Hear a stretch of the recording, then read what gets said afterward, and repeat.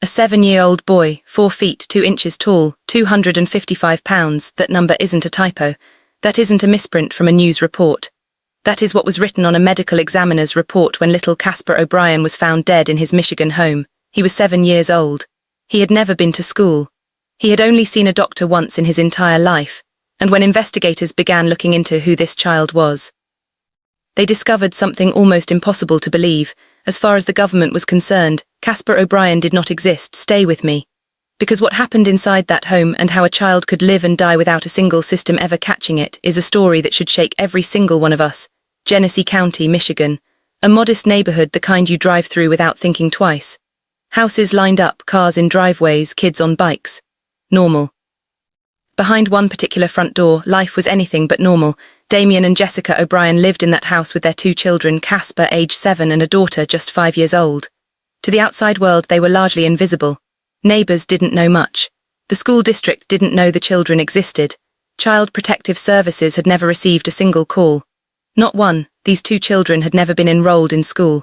They had never been registered with any government agency. They had, for all intents and purposes, been kept completely off the grid. Now, living off the grid, homeschooling, keeping a low profile, those things alone are not crimes. People do it all the time. But what was happening inside that house was something far darker than simply choosing to live quietly. Investigators would later describe the home as a hoarding situation. Cluttered, chaotic, difficult to navigate. And inside that environment, Casper O'Brien, a 7-year-old child who should have been losing baby teeth and learning to read, was deteriorating. The question is, how? How does a child reach 255 pounds?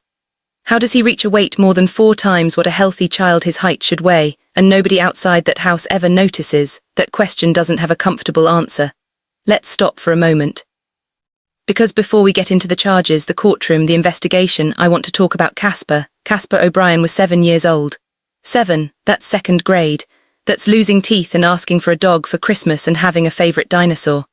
That's the age where kids are just beginning to understand the world around them, the age where everything is still mostly wonder. He was 4 feet 2 inches tall. For reference, that's about average for a 7-year-old boy. So in terms of his height, Casper was developing normally. But he weighed 255 pounds. The average healthy weight for a boy his height is somewhere between 45 and 55 pounds. Casper weighed 5 times that. Medical experts who have spoken about cases like this, and I want to be careful here because details are still emerging, note that this kind of extreme weight gain in a child doesn't happen by accident. It doesn't happen overnight. It is the result of prolonged, sustained overfeeding, often paired with complete physical inactivity, over months and years. And here's what makes it even harder to sit with. Casper's death was ruled heart failure. His little body, carrying a burden it was never built to bear, simply gave out. He was 7 years old. He had only been to the doctor once in his entire life. Once. Which means no pediatrician flagging the weight. No nurse asking questions. No mandatory reporter, the kind of professional legally required to report suspected abuse, ever laid eyes on this child, because nobody knew he was there. Prosecutor David Layton put it plainly when he spoke to the media. He said, none of these kids even existed in the eyes of the government. CPS had never been out there, nobody knew about these kids, they had not been to school. Read that again. None of these kids even existed in the eyes of the government. A 7-year-old boy and his 5-year-old sister, living, breathing, suffering, and not a single institution in the state of Michigan knew they were alive. Now, I need you to stay with me for this next part, because what I just told you, the weight, the isolation, the single doctor's visit in 7 years, that's not even the most disturbing part of this story. The most disturbing part is what Casper's parents were actually charged with. And once you hear it, you'll understand why this case stopped an entire county in its tracks. When Casper O'Brien died, that invisibility ended. Damien and Jessica O'Brien were taken into custody and charged with a list of offences that reflects just how serious investigators believe this case is. The charges include second-degree murder, child abuse and torture. Let's unpack that for a second, because when you hear murder in a case like this, people sometimes push back. They say, well, it was neglect, not murder. It was bad parenting, not killing.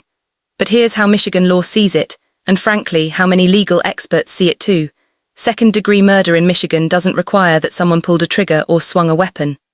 It requires that the defendant caused a death through conduct that was grossly negligent or showed extreme indifference to human life. When a child in your care reaches 255 pounds, When you are the person responsible for every single thing that enters their body and every aspect of their daily life, and that child dies of heart failure at age 7, prosecutors argue that is not a tragic accident, that is a choice. A prolonged series of choices, and the torture charge, that word carries weight. It suggests that what Casper experienced was not simply the result of neglect or ignorance.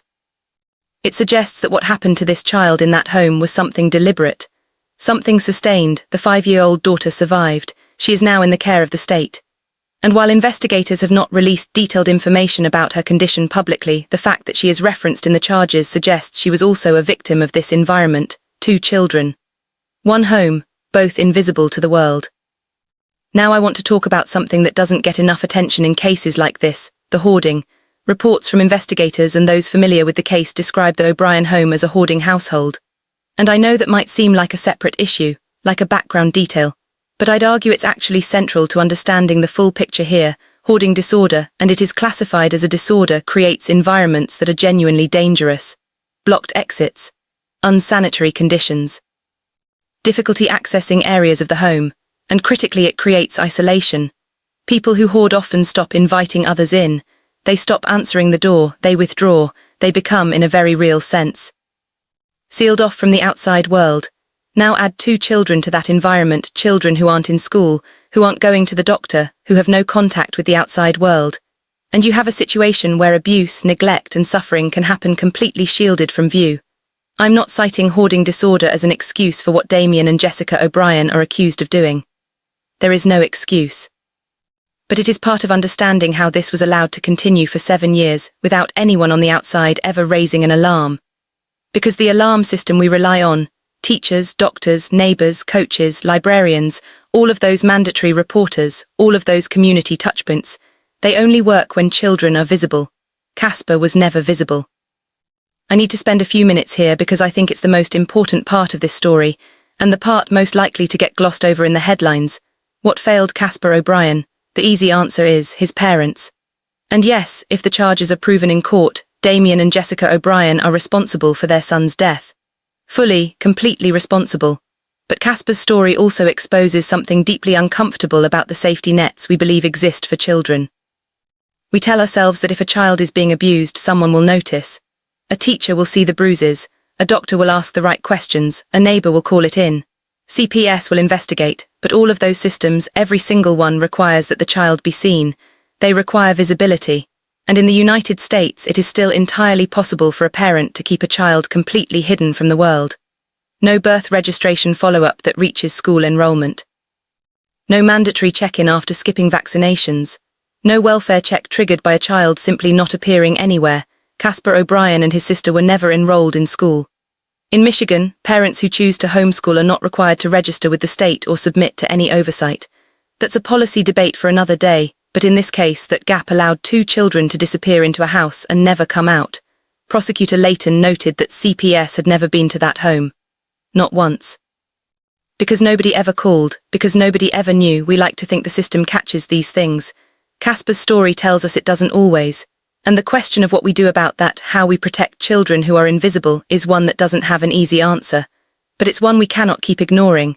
As of the time I'm making this video, Damien and Jessica O'Brien have been charged and are awaiting trial. These are charges, not convictions. Under the law, they are presumed innocent until proven guilty in a court of law, but the evidence, as described by the prosecution, is significant. A child who weighed 255 pounds at age 7. A child who had only been to the doctor once. A child who had never been to school. A home that investigators described as a hoarding environment. Charges murder, child abuse, torture, that suggest this was not a simple case of neglect born from poverty or ignorance, but something the prosecution believes was deliberate and sustained. The 5-year-old daughter is in state care. She is alive. She has a chance. I want to pause on that for a moment because in a story with so little light, she is it. We don't know her name, we're not going to say it. She is 5 years old and she deserves every privacy that her brother was never given. But I think about her, I think about what she witnessed inside that home, what she experienced, what she understood at 5 about the world, and I think about what she gets to do now that Casper never did. She gets to go to school for the first time. She gets to have her name in a system, to exist officially in the eyes of the world. She gets to be seen by a doctor who will look after her. She gets to grow up. That is not nothing. In a case built almost entirely from loss, that one surviving child, that little girl who is now somewhere safe, hopefully beginning to understand that the world outside that house is different, she matters. She is why these conversations are worth having. And if there is any thread of hope to pull from this case, it's that she was found, that someone finally opened that door. The community in Genesee County has been shaken. Local officials have spoken out. And there are already questions being asked, quietly at first then louder, about whether anything can be changed, whether any system or policy could have reached Casper sooner. Those conversations are necessary. They're uncomfortable. They require us to admit that the way we've structured child protection has real, fatal gaps. Casper O'Brien died because of those gaps. And because of what his parents are accused of doing inside them. I've covered a lot of dark cases on this channel. Cases that have kept me up at night.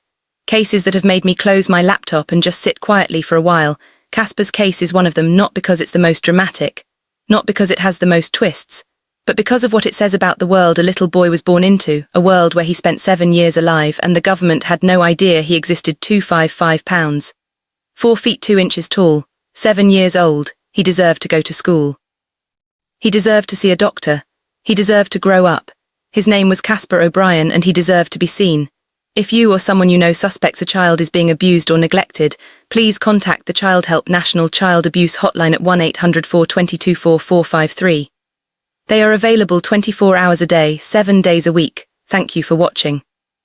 If this story moved you, please share it, because the more people who know Casper's name, the more people who might be paying attention next time. I'll see you in the next one.